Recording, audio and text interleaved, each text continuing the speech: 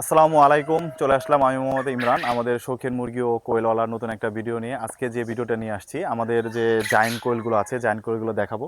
আসেন দেখাই। দেখেন, এটা হলো আমাদের জায়ান্ট কোয়েলের প্যারেন্টসের ঘর।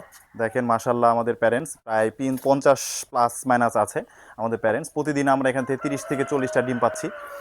আমরা কন্টিনিউ বিক্রিও করতেছি। যদি আপনাদের কারো দরকার হয় অবশ্যই যোগাযোগ করবেন। আমাদের কাছে পর্যাপ্ত পরিমাণ প্যারেন্টস বাচ্চা আছে।